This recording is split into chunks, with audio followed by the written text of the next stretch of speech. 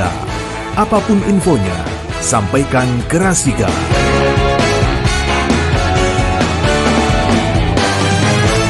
Ngobras berpalekat, berbicara pemilu santai lebih dekat. Yuk kita santai agar saraf tidak tegang. Yuk kita santai kalau duit udah tebal. Ya kawan Rasika, kita ngobras berpalekat berbicara pemilu santai lebih dekat, tentu bersama KPU Kabupaten Pekalongan tiap hari Jumat. Dan kawan Rasika yang mau ikutan gabung bisa lewat live streaming www.rasikapekalongan.com atau lewat media sosial Rasika, ada Instagram, ada Twitter, ada Facebook dan yang lainnya. Dan juga bisa saksikan lewat YouTube Rasika TV Official. Dan tema kita pagi hari ini bersama KPU Kabupaten Pekalongan, penanganan pelanggaran kode etik penyelenggara pemilu. Dan kita bersama Ibu Herminiastuti Lestari, Eskom, SHMH, Divisi Hukum dan Pengawasan. Ini yang selalu mengawasi kinerja dari penyelenggara pemilu, yaitu KPU. Selamat pagi, Bu. Selamat pagi, Mas Jami. Sehat selalu? Alhamdulillah. Alhamdulillah, selalu senyum-senyum itu menyehatkan. Merdeka. Merdeka. Saya lihat TV Ibu ini ada apa, bendera merah putih. Oh iya, ini kan semangat kemerdekaan, Mas. Saya pikir habis nonton sepak bola biasanya dikasih. Iya, ini HUT RI ke-78. Ini mesti meriah. KPU juga mengadakan kegiatan juga. Hari ini kita mengadakan kegiatan lomba-lomba untuk memeriahkan. Lomba-lomba, ini lomba-lomba yang rame itu ya biasanya karena kegembiraan merayakan 78 tahun Indonesia Merdeka, Bu ya. Iya. Apalagi kegembiraan kita nanti menyongsong pemilu serentak 2024. Pesta juga itu, Bu ya. Iya, pesta demokrasi harus disambut dengan gembira. Dan tentu semuanya harus ikut sportif untuk gembira bersama ya, Bu ya. Ya, ini kaitannya tadi, Bu, tema kita. Tapi sebelumnya ini Ibu, kenapa? Saya pikir aneh? Ini sofanya sama kostum apa ya? Ibu kok matching banget ya. Oh iya ya. Oh iya ya, kelihatan. Iya, tadi ada yang sempat lewat mau dudukin, ternyata Ibu. Seperti bunglon ya. Iya. Iya, menyesuaikan kursinya. Iya. Ya, karena sih kalau wanita itu memang selalu bisa menyesuaikan diri. Kostumnya tuh matching sepatu, baju, dan kebetulan matching sama sofa. Kursi. Ya, kita kembali ke tema kita, Bu Herminiastuti, penanganan pelanggaran kode etik penyelenggara pemilu. Tapi sebelumnya mungkin kawan Rasika yang barusan gabung tentu pengen tahu kode etik itu apa, penyelenggara pemilu itu siapa aja, mungkin bisa dijelaskan dulu, Bu, karena tidak semua orang kan tahu. Yang maha tahu itu Allah SWT dan Mbah Google. Tanya apa aja ada. Iya, silakan, ada. Bu. Iya, gini Mas Jamil ya. Dalam kontestasi pemilu itu kan ada yang terlibat, ya, ada yang terlibat. Kalau pemilu pasti ada yang terlibat. Siapa yang terlibat dalam pemilu itu yang pertama, karena pemilu ini adalah sarana kedaulatan rakyat, tentunya rakyat. Rakyat, rakyat yang berhak untuk ikut dalam pemilu siapa? Tentunya adalah pemilih. Iya kan, pemilih itu siapa? Yang berusia sudah 17 tahun atau menikah. Itu yang pertama, itu rakyat sendiri, itu pemilih. Yang terlibatkan pemilih atau rakyat itu pemilih. Iya, kemudian sebenarnya pemilu itu untuk apa? Iya kan? Pemilu itu adalah untuk pemindah kekuasaan yang sah. Ini kawan Rasika. Ya kan? Memindah kekuasaan yang memindah kekuasaan yang sah. Menurut konstitusi, menurut ya kan? Konstitusi undang-undang. Kalau sekarang coba tidak ada pemilu, kira-kira bagaimana kekuasaan itu bisa berpindah, itu seperti apa pengaturannya? Wah, itu bahaya kalau tidak lewat pemilu yang sah, ya kan itu nanti bisa jadi kayak luar negeri ada kudeta misalnya, itu kan pasti berdarah-darah Bu ya. Kalau kerajaan mungkin turun temurun. Kerajaan turun temurun kan ya. Kita kan bukan kerajaan. Kita Indonesia sistem ini. demokrasi. Nah, itu pemilu ya, itu sarana pemindah kekuasaan yang sah. Nah, kemudian sebenarnya kekuasaan itu siapa yang berhak menduduki? Nah, kita kan harus tahu dulu siapa yang berhak menduduki.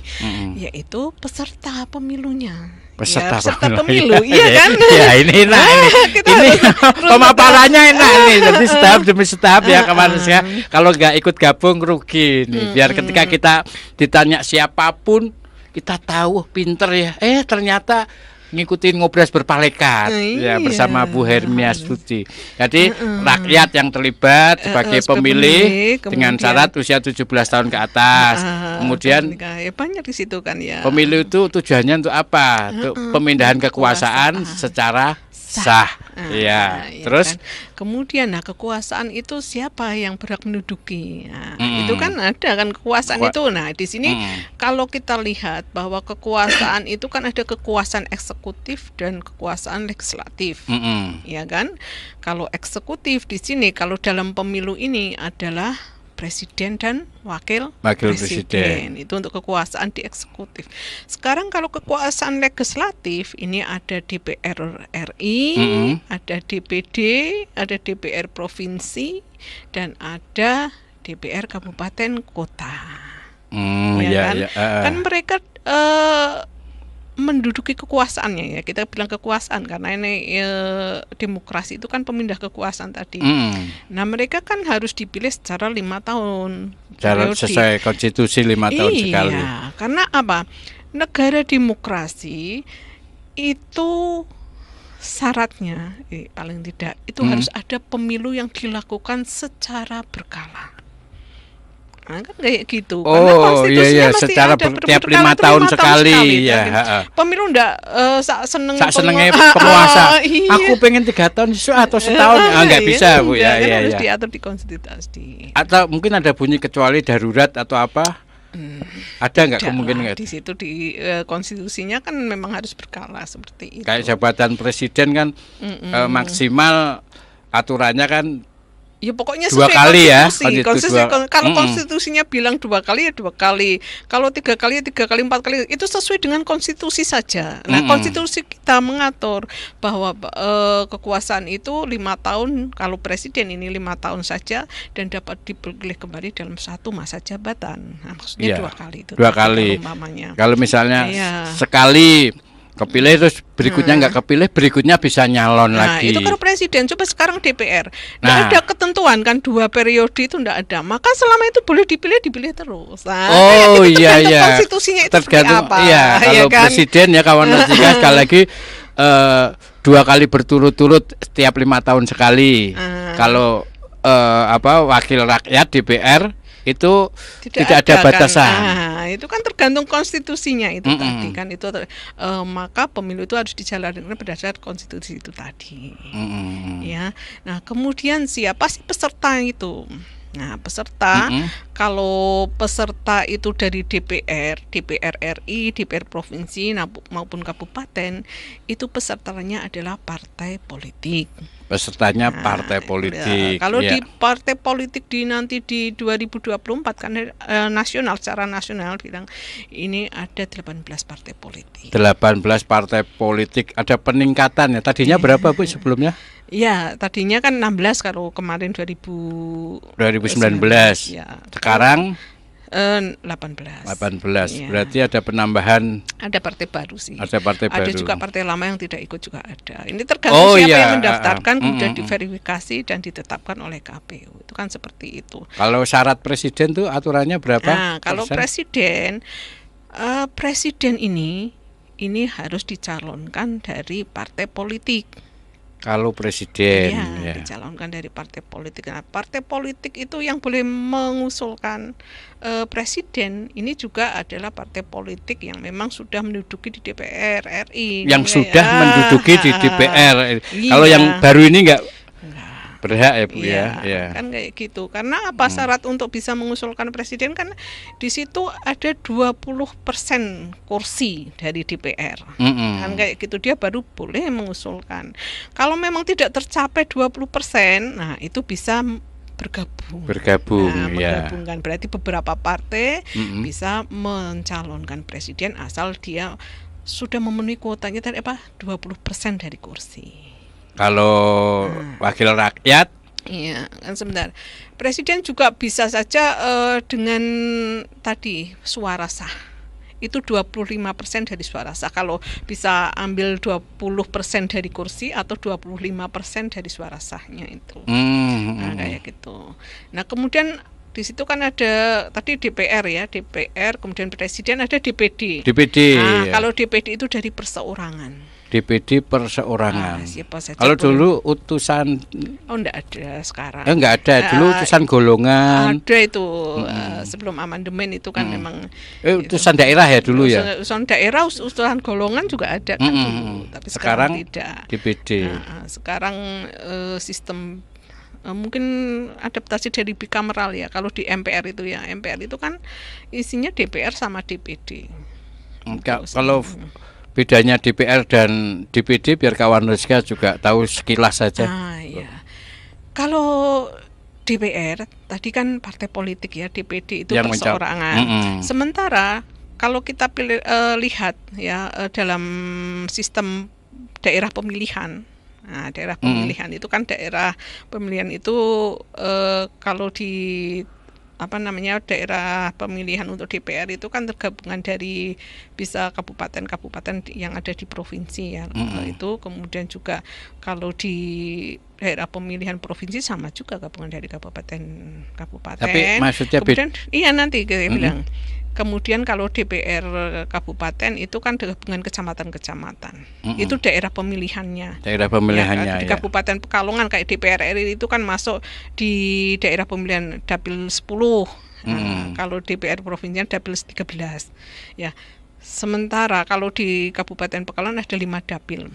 Nah, kemudian kalau DPD daerah pemilihannya itu provinsi. Pemilihannya provinsi. Ya, berarti setiap provinsi ada daerah, itu bagian dari daerah pemilihan. Kan kayak gitu. Karena apa?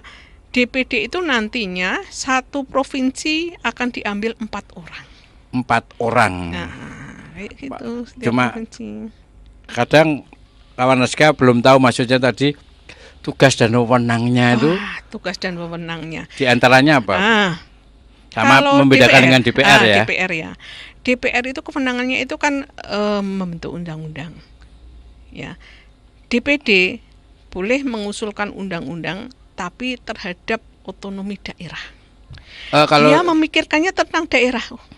Iya, tentang daerah. Daerah masing-masing. Dia sekedar mengusulkan, bukan membuat undang-undang ya. Merancang juga kan di situ. Kan nanti kan kalau undang-undang kan yang berhak menetapkan kan DPR. Kayak gitu kan.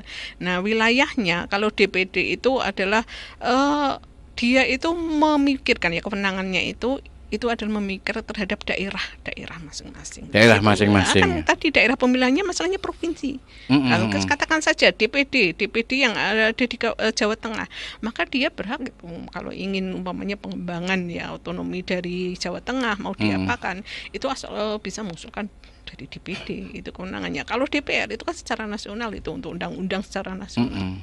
Kan kayak gitu. Kalau undang-undang nasional DPD itu enggak terlibat ya DPD itu hanya terlibatnya apabila undang-undang secara nasional itu terkait dengan otonomi daerah. Kayak gitu. Oke. Satu lagi yang terlibat tadi apa? Setelah pemilih, peserta siapa? Penyelenggara pemilunya itu. Ya. Kita mau masuk otomatis penyelenggara itu. Ini runtut ya. Tadi yang saya tanyakan tadi kan pertama kode etik itu apa, terus penyelenggara pemilu itu siapa aja. Kita lihat di situ. Penyelenggara pemilu kalau di undang-undang ini kan apa? Yang pertama ini KPU, kemudian Bawaslu dan DKPP. DKPP itu Dewan Kehormatan Penyelenggara Pemilu. Dia yang menjaga kehormatan penyelenggara pemilu. Nah, ini kawan Rasika, kadang kita mungkin sekilas penyelenggara pemilu siapa ya? KPU. Padahal ya Bawaslu ya, Iya, tapi Bawaslu di KPP kan kadang jarang kesebut ya. Iya, karena dia menjaga kehormatan dari Menjaga, KPU iya. dan Bawaslu gitu.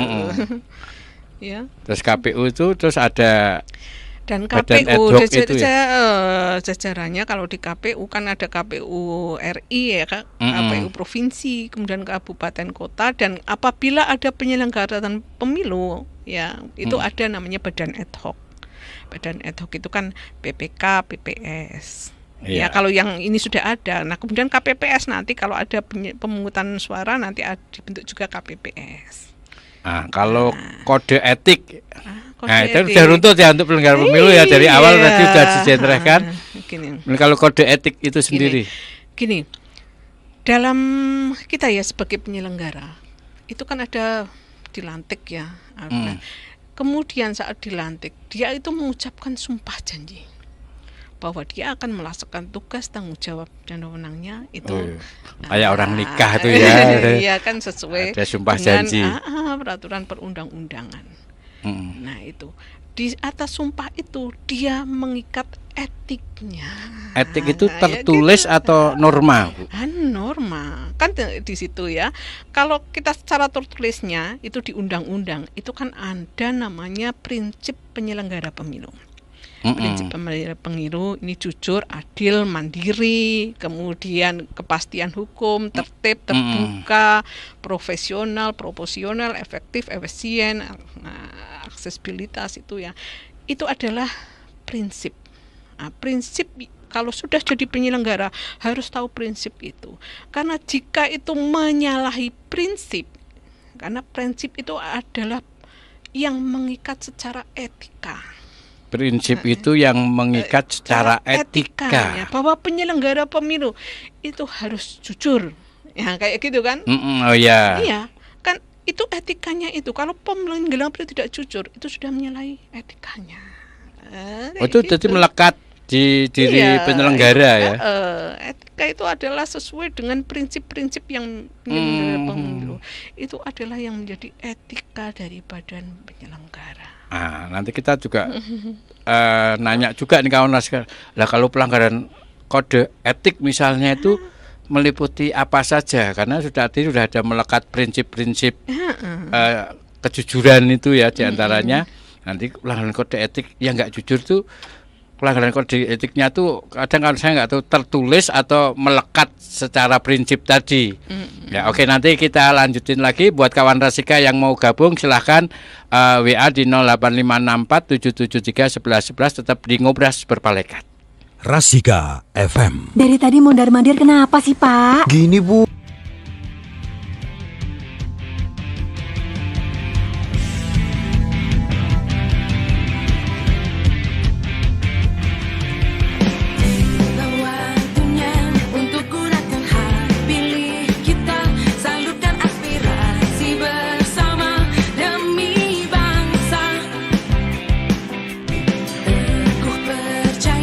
Suara kita sangat berharga, menentukan arah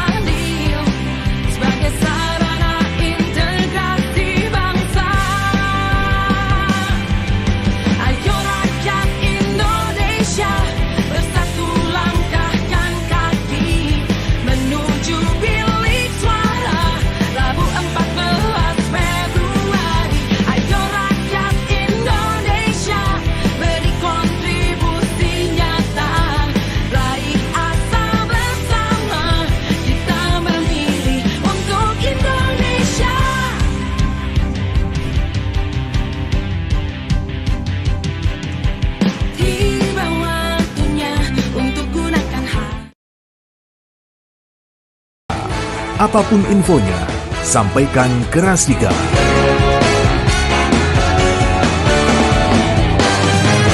Ngobras berpalekat berbicara pemilu santai lebih dekat bersama KPU Kabupaten Pekalongan tiap hari Jumat. Dan kawan Rasika yang mau nanya-nanya sekali lagi boleh WA di 085647731111. Tema kita penanganan pelanggaran kode etik penyelenggara pemilu. Ya, tentu masih bersama Ibu Herminiastuti Lestari, Eskom SHMH. Beliau Divisi Hukum dan Pengawasan. Ibu Herminiastuti. Ada asutnya Ibu Herminiastuti, Bu ya. Soalnya ini dari kawan Rasika ada yang Hermina. Herminiastuti ya, Bu ya. Ya, ini ada yang nanya ini dari Ngatno di Comal. Assalamualaikum Ngatno di Comal. Bu Hermina, maaf ya Bu, maaf kalau salah, mau nanya Bu. Ya, tadi sudah jelasin Bu Herminiastuti. Artinya apa sih Bu? Mungkin ini Ngatno pengen tahu juga. Itu pemberian orang tua. Iya. Siapa yang membuat konstitusi itu? Ini pertanyaannya dari Ngatno di Comal. Iya, kita bilang konstitusi ini ya, itu yang membuat itu pendiri ya. Kalau di konstitusi Indonesia itu kan pendiri Indonesia, negara Indonesia ya. Ini dari sejarah Indonesia itu kan yang menyusun itu kan ada di situ PPKI ya. Konstitusi negara kita itu Pak, Undang-Undang Dasar 1900 ya, dulu kan PPKI di situ kan di situ undang-undang ya. Kemudian terbentuklah Undang Dasar 1945 sebagai konstitusi kita, itu disahkan 18 Agustus 1945. Nah, terus mungkin ini konstitusi yang lain atau apa ini? Ada negara itu harus punya satu konstitusi. Maksudnya dia mungkin peraturan tadi tentang pemilu. Kalau bilang konstitusi tadi kan sudah diamandemen ya 4 kali. Nah, kemudian di situ kalau dulu kalau yang mengangkat dan memberhentikan presiden itu MPR Bu ya. Iya, kan kemudian ada amandemen ya, sehingga karena konstitusi itu nanti cerminan dari suatu negara itu ada di konstitusi. Negara itu mau dibuat seperti apa? Ya itu terlihat di konstitusinya kayak gitu, kayak Indonesia. Itu di konstitusi atau di Undang-Undang Dasar 45 itu adalah sudah jelas bahwa negara Indonesia ialah berbentuk negara kesatuan Republik Indonesia. Itu sudah jelas di situ konstitusinya. Nah, kemudian tadi terkait dengan kalau di undang-undang ya, itu adalah pembentuk undang-undang. Contohnya undang-undang pemilu. Siapa yang berhak membentuk undang-undang itu adalah DPR. Ya, yang boleh membentuk undang-undang itu DPR bersama presiden. Kan kayak gitu. Yang berhak membentuk undang-undang. Nah, itu. Nah, undang-undang ini dibuat oleh DPR. Ya, bersama pemerintah mungkin ya. Di situ nah kemudian ditetapkan, kemudian dia dimuat dalam lembaran negara, disahkan. Nah, kemudian di situ kan bahwa yang menyelenggarakan di konstitusi yang menyelenggarakan pemilihan umum itu adalah suatu lembaga komisi pemilihan umum kan. Tadi ya maksudnya suatu komisi pemilihan umum itu tadi yang KPU, Bawaslu dan DKPP. Itu seperti itu. Nah, kemudian KPU, Bawaslu maupun DKPP itu adalah melaksanakan undang-undang tersebut yang dibentuk oleh tadi DPR. Ya, di tengah. Ya. Kemudian KPU sendiri ini sebagai penyelenggara, kalau Bawaslu itu yang mengawasi, kalau DKPP itu yang menjaga kehormatan KPU dan Bawaslu, ya kayak gitu, ya. Itu yang bikin undang-undang pemilu tadi DPR bersama pemerintah. Kan pemerintah bisa ya. Contohnya itu waktu COVID itu kan bermula dari pemerintah itu mengusulkan Bu ya. Peraturan pemerintah pengganti undang-undang. Boleh itu. Pemerintah kan membuat undang-undang boleh itu. Peraturan pemerintah pengganti undang-undang. Perpu kan ya, Perpu itu yang mengatakan harus menunda waktu-waktu ada Covid itu kan ada pilkada itu. Untuk ditunda. Itu pemerintah boleh. Ya. Nah, kemudian Perpu itu kemudian digodok bersama DPR, nanti akan ditetapkan menjadi undang-undang juga. Kan kayak gitu. Ya. Nah, di undang-undang pemilu yang membuat itu DPR. Nah, kemudian karena KPU melaksanakan undang-undang ya. Di sini KPU itu adalah melaksanakan undang-undang pemilu. Undang-undang pemilu berapa? Undang-undang 7 tahun 2017. Ya, melaksanakan. Nah, Undang-undang 7 2017 itu kan banyak tahapan. Nah, itu nanti akan di breakdown oleh KPU menjadi peraturan Komisi Pemilihan Umum atau PKPU. Kayak gitu. Ya, ini Katno ya, jadi udah jelas ya yang bikin undang-undang bukan konstitusi ya. Ya, konstitusi sudah ada dari Sudah Indonesia ada, ya. berdiri, ya. Kemudian diamandemen. Konstitusi itu dulu PPKI, Panitia Persiapan Kemerdekaan Indonesia. Dulu yang merancang. Merancang Undang-Undang Dasar RI 45 itu Bu ya. Iya. Terus terbentuknya NKRI. Ya, tadi kita kembali lagi ke tema kita. Tadi kalau tentang penyelenggara pemilu sudah semua ya Bu ya. Terus kode etik tadi ada prinsip-prinsip dasar atau aturan gitu Bu ya. Cuma kadang kode etik kita nggak pernah tahu yang apa aja sih, karena mungkin kawan suka etik itu kaitannya dengan etika. Etika itu cuma pribadi orang. Iya, misalnya etika saya, etikanya penyiar itu kan juga beda, harus ngomongnya harus ada informasinya, harus ada aturan berapa menit kita ngomong, itu juga etika. Kalau kita langgar ya itu menyangkut pribadi masing-masing. Etika itu pribadi kan. Pribadi. Karena itu. Tapi ada sanksi nggak misalnya pelanggaran kode etik ada itu? Dong, ada kan. Kalau seperti sumpah janji itu kan masing-masing pribadi, masing-masing yang dia bersumpah kan. Bersumpah dia akan akan melakukan tugas dan wewenangnya ini sesuai dengan ketentuan perundang-undangan. Tapi ada aturan dasar, aturan hukum yang mengatur kode etik itu, Bu? Iya.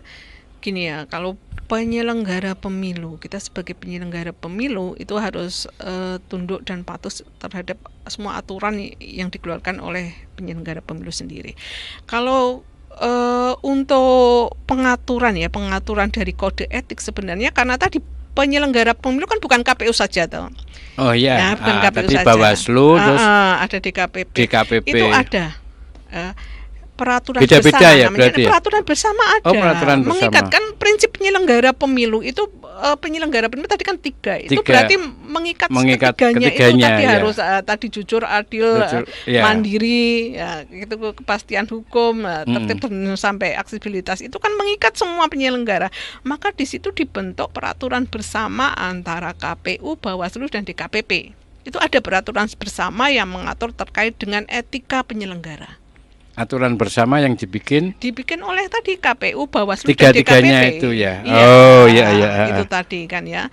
Nah, kemudian itu berarti berlaku untuk semua penyelenggara. Kan peraturan bersama kan disepakati bareng-bareng antara tiga penyelenggara itu. Nah, kemudian di KPU sendiri ini juga ada yang mengatur terkait dengan etika dari penyelenggara yang di KPU sendiri. Ini ada tercantum di situ, ada di PKPU 8 tahun 2019. Oh, selain terus aturan bersama ada intern sendiri. Iya, di KPU sendiri. Itu yang nantinya mengikat terkait dengan apa saja yang bahwa kalau sudah menjadi penyelenggara di lingkungan KPU itu harus memiliki integritas dan profesional. Itu tadi. Integritas dan profesional sehingga tidak akan terjadi pelanggaran kode etik. Gimana sekarang coba? Karena kita itu ya, kita bilang KPU ya. KPU itu tuh kan melayani pemilih, melayani peserta pemilu. Ya. Kalau kita tidak memiliki etika yang baik, bagaimana rakyat itu percaya kepada penyelenggara? Bagaimana peserta pemilu akan percaya bahwa kita itu benar-benar menyelenggarakan pemilu secara jujur dan adil? Nah, itu prinsip kan dasarnya gitu. ya. Iya kan. Nah, itu harus dijaga makanya. Pelanggaran kode etik itu contohnya apa, Bu? Mungkin. Nah, contohnya saja ya, diantaranya gini. Kalau kita bilang tadi bahwa penyelenggara pemilu itu harus berintegritas dan profesional. Gitu kan. Kita harus memiliki integritas. Contohnya saja gini. Saya umpamanya, bukan saya, ada satu penyelenggara pemilu itu suaminya peserta pemilu, boleh loh. Eh, Nah, contohnya, siapa? umpamanya sudahlah, contohnya saya. Kemudian suami saya itu menjadi peserta pemilu, boleh, Boleh. boleh. Tapi coba, karena saya penyelenggara pemilu, saya harus menegakkan etik, harus jujur, iya kan? Saya harus menyampaikan kepada pleno dan masyarakat bahwa suami saya itu umpamanya anggota partai politik jeruk umpamanya kayak gitu, itu harus dinyatakan secara dan saya siap untuk berintegritas. Itu contohnya saja loh gitu kan. Sekarang kalau orang lain gitu, orang lain kita tidak jujur mengatakan seperti itu, orang kan mengelain, oh saya bareng dengan suami saya, dikiranya wah itu baru dengan peserta pemilu kayak gitu kan, kayak gitu. Kalau kita tidak jujur harus jujur ya, biar contohnya agar saja, pada tahu gitu ya. itu karena sehingga orang tahu. Kalau nggak terbuka kayak gitu kan, iya, nanti orang mengiranya loh, iya, ada keterpihakan ini kan ya tidak kan? dilarang sebenarnya kan, tidak dilarang. Tidak dilarang. Tapi ya, itu tadi harus menjaga tadi integritasnya itu. Sebagaimana kalau umpamanya suaminya kampanye, ya tidak boleh wong sini penyelenggara itu ikut mensukseskan apa yang jadi kampanye suaminya. Tetap harus di ranknya penyelenggara pemilu. Oh iya, ini kawan Rasika, iya kan? sedikit demi sedikit ya akhirnya terbuka. Di antaranya kayak gitu, harus jujur dan adil, termasuk tadi misalnya ada dari keluarga, suami atau keluarga memang harus disampaikan ke harus publik disampaikan. ya. Itu bagian dari kejujuran kita, bahwa orang tidak ragu, sehingga orang menganggap tidak ragu bahwa dia mampu berintegritas walaupun keluarga dia itu ada di partai politik, tapi selama dia menjalankan tugas harus sesuai itu ada dengan peraturan intern juga harus disampaikan. Iya, ada itu. di situ Oh, ada. Itu intern kalau itu Bu di ya. PKPU kan juga ada. Di Iya, PKPU 8 itu. jadi peraturan kayak gitu harus disampaikan karena memang biar nggak terjadi salah paham di masyarakat. Kalau sampai tidak menyampaikan, bukan karena apa dari ibu, saya karena dasar-dasar sebagai penyelenggara harus jujur adil saya sampaikan, tapi memang ada aturan intern yang memang kalau tidak harus menyampaikan sudah melanggar. Kalau nggak menyampaikan sudah melanggar. Iya, sudah. Jangan sampai pelanggaran. Setelah ada protes dari misalnya masyarakat baru menyampaikan iya ini kalau saya nggak boleh itu ya. Berarti pelanggaran kode etik itu ya. Iya, nanti akan melanggar kode. Karena secara intern juga ada ya kan, aturan-aturan dari penyelenggara pemilu PKPU itu ya. Itu momennya itu menyalahi prinsip integritas. Kan tadi dikatakan juga harus profesional juga ya.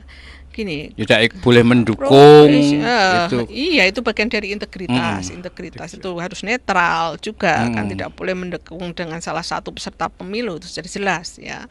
Nah, sekarang kalau profesional gini. Kita itu ya setiap tahapan umpamanya di tahapan umpamanya pemutahiran data pemilih contohnya, itu pasti ada peraturan yang mengatur bagaimana kita harus menjalankan sebagai penyelenggara itu seperti apa. Ya, itu kalau kita tidak profesional, tidak tahu bagaimana tata cara melaksanakan pemutahiran data pemilih umpamanya, penyelenggara sampai tidak tahu, ini sudah menyalahi prinsip profesional.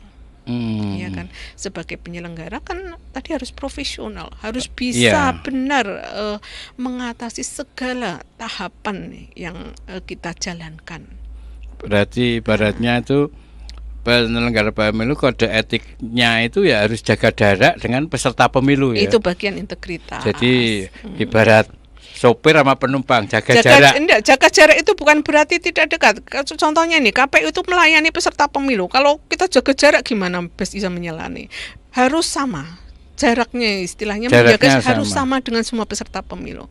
Kita kan berhubungan dengan peserta pemilu. Kalau kita tidak sampai bisa melayani mereka, itu juga tidak profesional namanya kan. Untuk menjaga profesional, kita juga ada rambu-rambu integritas bahwa kita juga harus sama dengan semua partai politik Ya harus Baik kayak itu gitu, kebetulan harus baik semuanya. keluarganya di situ Iya, harus- semuanya harus baik. harus kayak gitu. sama Bukan berarti perlakuannya. kita kemudian harus jauh dengan partai politik, enggak. Kita melayani kok jauh-jauh. Enggak, maksudnya dulu. ketika dengan Iya. peserta yang kebetulan saudara atau suami kita kan Iya, harus sama. harus sama. Dalam kaitannya dengan penyelenggaraan Dengan pemilu pemilu harus harus sama dengan Oh, jaga jaraknya pas memperlakukan kampanye yang gitu ya. sama. Ya masuk di rumah sama suami ini jauh-jauh. Loh, kalau pas Covid kan jaga jarak Bu kemarin, ya kan? Kan enggak ada.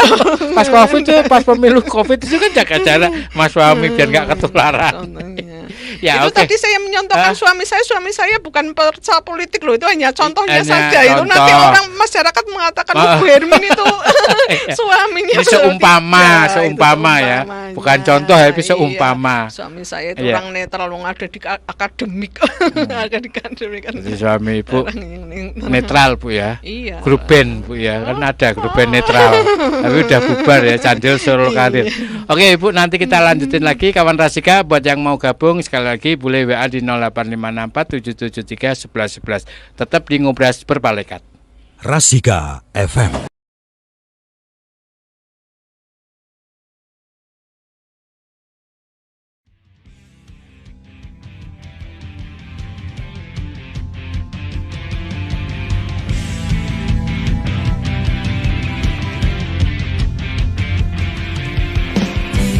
Waktunya untuk gunakan hak pilih kita, salurkan aspirasi bersama demi bangsa.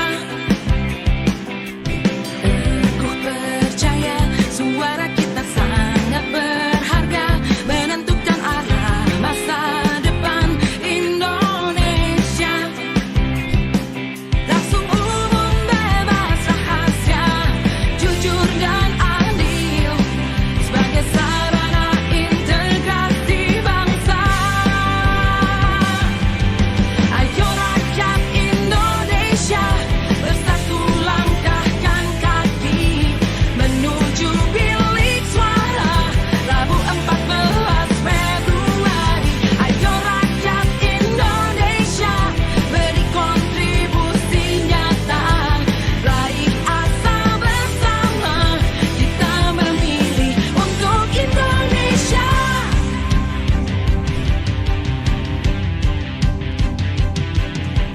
Tiba waktunya untuk gunakan hak pilih kita, salurkan aspirasi bersama demi bangsa.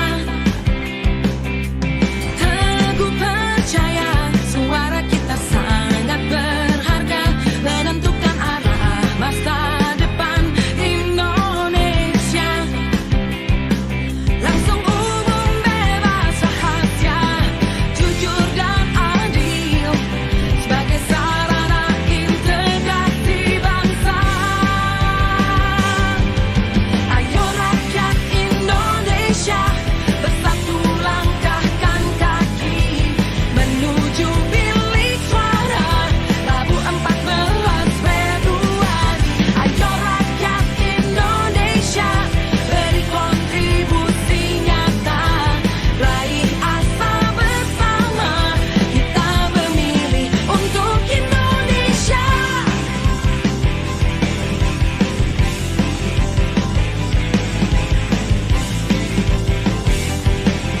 Kita memilih untuk Indonesia.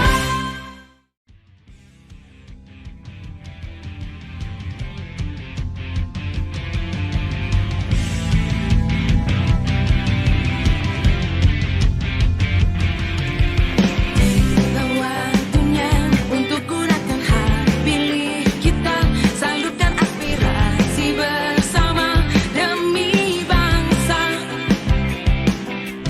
Teguh percaya suara kita sangat berharga, menentukan arah. Rasika. Apapun infonya, sampaikan ke Rasika.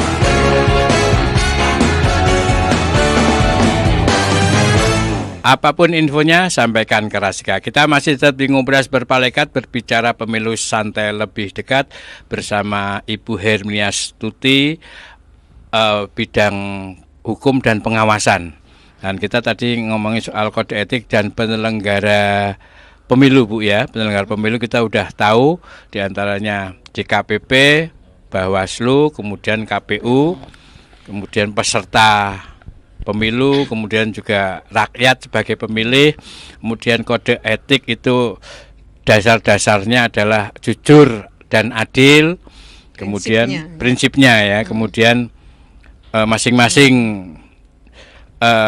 institusi kayak KPU, Bawaslu itu punya aturan intern, Bu ya, kaitannya dengan kode etik. Termasuk tadi sudah dijelaskan seumpamanya contohnya Ibu Herniastuti suaminya atau saudaranya atau siapapun yang dekat dengan beliau ini sebagai peserta pemilu tidak boleh ada keterpihakan. Jadi harus disamakan dengan yang lain. Kemudian harus ada keterus-terangan agar tidak publik salah menilai, Bu ya. Oh, ini kok dekat sama ini, jangan-jangan nanti diperlakukan khusus. Nggak boleh. Ya, kemudian ini Bu pernah nggak terjadi pelanggaran kode etik? Namanya manusia itu kan kilap tuh, walaupun ada aturan yang mengikat mesti tetap ada. Di Kabupaten Pekalongan atau? Ya, atau secara umum lah ya kan. Karena ada orang bilang yang tahu hukum biasanya yang melanggar hukum karena dia tahu. Kata kiai juga gitu misalnya. Ya, tahu cara menghapus dosanya. Nah, ini kalau pernah nggak terjadi pelanggaran kode etik dan kemudian penanganannya? Iya. Kalau secara di Indonesia banyak yang jelas ya. Di Kabupaten Pekalongan pun ada kan ya. Pelanggaran kode etik itu gini Mas, terbagi ya antara memang yang tetap itu kalau di jajaran KPU ya KPU kabupaten kota, kemudian provinsi dan KPU RI. Ini yang berhak menangani terhadap pelanggaran tersebut itu adalah DKPP tadi. Ya. DKPP ya. Kemudian setelah ada tadi ya kesepakatan bersama antara KPU, Bawaslu dan DKPP, kemudian untuk penanganan terkait dengan kode etik di badan ad hoc. Badan ad hoc kalau di KPU itu kan ada PPK, PPS, KPPS. Ya. Ini yang menangani adalah KPU Kabupaten Kota. Kalau badan ad hoc itu badan ya. Badan ad hoc itu yang menangani KPU Kabupaten Kota. Ya. Sebelumnya itu sebelum PPK KPU 19, badan ad hoc itu kan yang menangani kode etik DKPP juga tadinya, yang menangani kode etik. Akan tetapi gini Mas, kita juga pernah mendKPP-kan badan ad hoc, kita pernah. Nah, kalau DKPP ini prosesnya kan panjang. Sementara kalau badan ad hoc masa kerjanya kan juga terbatas. Nah, sekarang pertanyaan gimana? Kalau umpamanya yang melanggar KPPS itu paling tidak kan 1 bulan lah ya untuk masa kerjanya. Padahal penanganannya begitu lama. Biasa jadi saat DKPP menyidangkan dia sudah tidak menjadi badan penyelenggara, kan bisa jadi kayak seperti itu, sehingga kemudian di badan itu diserahkan masing-masing ya. Kalau di jajaran KPU ya kepada KPU Kabupaten Kota, kalau di jajaran Bawaslu ya Bawaslu Kabupaten Kota, itu seperti itu. Nah, penanganannya gini, kalau kita bicara di badan ad hoc ya sekarang gini, kalau masyarakat itu mengetahui ada badan penyelenggara di badan ad hoc ya, di jajaran PPK, PPS ataupun nanti di KPPS itu ada yang melanggar kode etik, itu boleh melaporkan ke KPU Kabupaten. Ke KPU Kabupaten. Itu kalau PPK, PPS. Kalau kan di Bawaslu juga ada Panwascam ya, kemudian ada karena masyarakat BPD, kan kadang lapornya kemana nih kalau pengerti KPU atau Bawaslu? Ke Bawaslu sebenarnya boleh. Bawaslu boleh. Masyarakat mengadukan bahwa badan penyelenggara KPU, PPK, PPS itu ada melanggar ketentuan kode etik. Ini boleh di Bawaslu. Akan tetapi nanti Bawaslu akan tetap koordinasi dengan merekomendasikannya untuk ditangani oleh oleh KPU, KPU. kalau itu di jajaran KPU, karena itu Ya, karena menjadi langsung internal lembaga. internal ya, ya, karena gitu.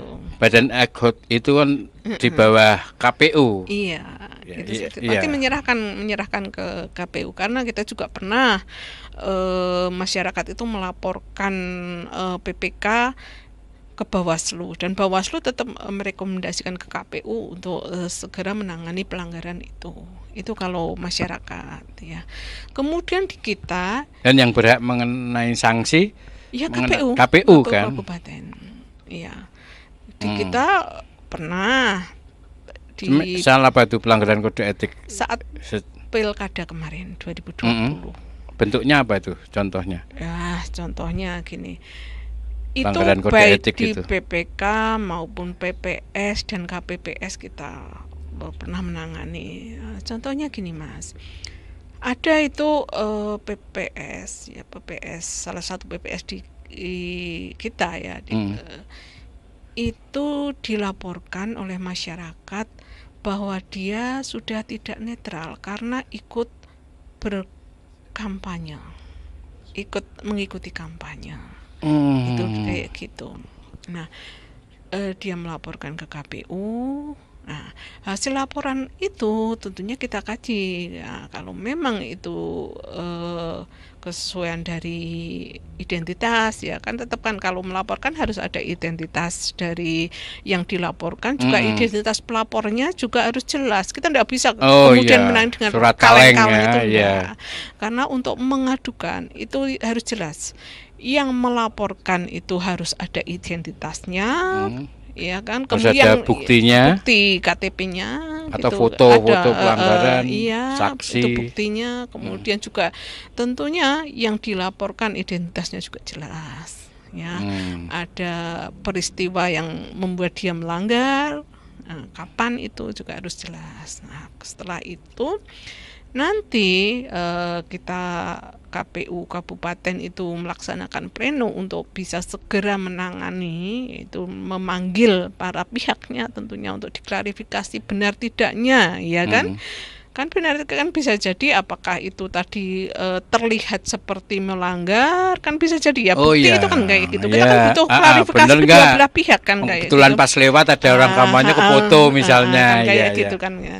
Nah, setelah kita klarifikasi, memang benar di situ dia mengatakan dia hadir di situ. Kemudian karena dia itu sebagai jamaah di situ, dia biasa menghadiri jamaah kan kayak gitu. Bukan niatnya kampanye mungkin. Bukan, karena itu rutinan kan biasa seperti itu. Ternyata di dalam jamaah itu kemudian hadirlah itu peserta pemilu kayak gitu kan. Iya, Jadi iya. kan bukan maksud langsung kayak gitu. Tapi kan kalau kita penyelenggara memang itu bisa dilangsungkan ikut dalam kampanye. Maka itu iya kan bisa karena saja. karena dia nggak ikut cawe-cawe, cuma menghadiri Karena pengajian. pengajian rutin umpamanya di situ. Tapi Kecuali dia mungkin bawa benderanya atau sebagai panitia jamaah mengusulkan dia itu. tetap kita kaji di situ, dan alhasil memang kita beri peringatan keras. Beri Ya, peringatan tidak bisa keras. kemudian dalih itu karena di situ ada memang unsur kampanye, itu kita beri peringatan keras. Oh, nggak boleh Iya. datang dengan Kalau alasan bisa apapun. menghindari, iya. Kalau misalnya pernikahan dapat undangan itu kan jamaah. Enggak kampanye tuh, pernikahan ada kampanye juga. ada Bu. Dulu saya ingat pas pilkada DKI itu dia kampanyenya biar murah meriah, nggak usah ndiriin panggung, tapi dia hajatan dia datang, Iya. orasi, ya mungkin karo nyangoni sama Iya. panitianya. Ya menepis Itu hajatan loh, Bu. Ya paling ya kita Jadi nggak dia ngirit hiburan, ngirit panggung, udah ada panggungnya dia, terus kampanye di situ Iya, dulu. kita, ya, itu saja maksudnya kalau istilahnya menyumbang ya kalau dalam bahasa kita itu ya datang atas sekedarnya langsung pulang, nggak usah ikut duduk mendengarkan. Ya, itu tetap kan harus nggak perlu, diklarifikasi ya. dulu, Bu, ya. Iya, kan kayak Tapi gitu. yang tadi itu memang kena sanksi keras itu berarti peringatan. peringatan. Kalau peringatan keras, kalau dia melanggar lagi sudah kita berhentikan dia. Kayak gitu. Tapi itu waktu itu dia memang ada niatan untuk itu Ya atau nggak enggak. sengaja? Ya enggak, kan dia karena biasa rutin muter-muter kayak gitu Ya, kan ini dia karena kan- kode etik ya. Nah, Iya, oh kalau iya. sekarang dia Kode jadi etiknya penyelenggara apapun ya uh-uh. silahkan lah. Iya, Kalau iya. memang ternyata di situ ada peserta pemilu ya silakan izin untuk tidak mengikuti kan harusnya kan Mm-mm, kalau iya. memang dia Atau ternyata pergi- ada kayak gitu, mending pamit pergi. Iya, kan kayak Karena kan gitu. ketidaktahuan ya kan. Iya, dan dia memang Mm-mm. mengaku memang tidak paham bahwa itu juga menjadi pelanggaran kode etik. Maka nanti bagi penyelenggara siapapun ini, apalagi sudah mau mendekati kampanye, bila dia suatu memang dia ikut jamaah siapapun ya, organisasi apapun, kalau ternyata itu dimasuki peserta pemilu ya sebaiknya untuk menghindar dari situ. Iya, termasuk Gitu. kode etik itu yang bentuk real ya Bu ya. Termasuk di media sosial juga. Oh, sama. Ada kode etik misalnya. Iya, nge-like saja sudah kita proses juga, itu juga Nge-like pernah ada kan. Kita juga Harus ada menangani yang itu. melaporkan atau Oh, KPU kalau memantau. Gini ya. Kalau penanganan pelanggaran kode etik itu yang tadi yang pertama kan lewat pengaduan ya atau laporan itu tadi, dan yang kedua itu lewat pengawasan. Nah, itu tugas saya Pengaduan dan pengawasan. oh ya, pengawasan kan, ya. kayak gitu. Tanpa Nah, harus menunggu pengaduan Bu ya. Kalau kita tahu bahwa dia di sosial medianya dia sudah kecenderungan berpihak pada salah satu calon, ya kita akan proses dari penanganan pelanggaran kode etik. Gitu, Iya. seperti itu. Ini ada yang masuk lagi Bu dari Nurudin di Pagumengan Mas, Karangdadap, Kabupaten Pekalongan. Selamat pagi Rasika dan Bu Hermiastuti.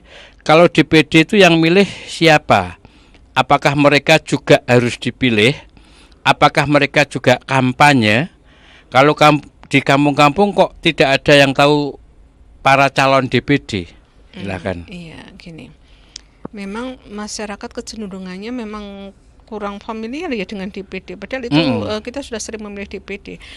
DPD itu tetap ya kan, nanti kalau 14 Februari itu kan ada 5 surat suara ini. Itu untuk memilih presiden, memilih DPR RI, memilih DPD. Ya, siapa yang memilih ya tentunya kita ya, rakyat ya yang sudah terdaftar dalam daftar pemilih itu tadi kan ya, yang berhak itu. Apakah mereka juga harus dipilih? Ya harus. Harus mewakili daerahnya ya Mewakili kan? daerahnya. Iya, iya. Menyuarakan daerahnya. Jawa Tengah mau menjadi maju, menjadi apa, itu kan bisa lewat DPD. Kan kayak gitu.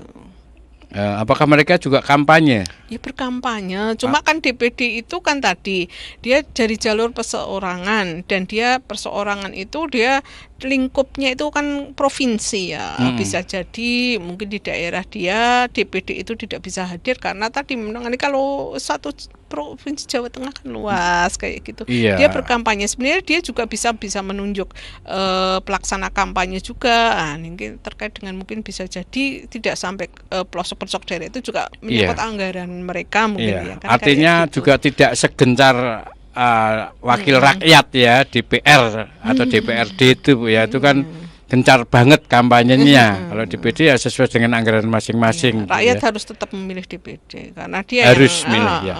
Oke Bu, terakhir closing statement apa yang ingin disampaikan Ibu kepada kawan Rasika kaitannya dengan tadi kode etik dan penyelenggara pemilu? Silakan. Ya, gini, kita ya sebagai penyelenggara pemilu itu kan melayani pemilih dan juga melayani peserta, ya. Sehingga karena mereka seperti peserta pemilu itu kan punya kepentingan ya untuk memindah kekuasaan, dan karena mereka memiliki kepentingan, maka jangan sampai penyelenggara itu terlibat dalam kepentingan itu, ya kan?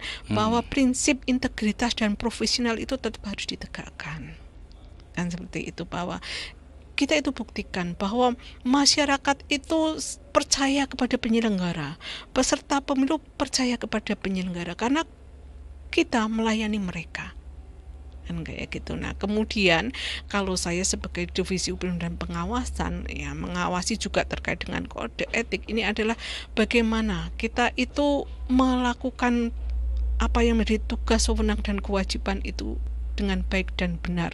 Mungkin saya itu paling cerewet ya mungkin di KPU ya. Di rumah? Ya mungkin sama.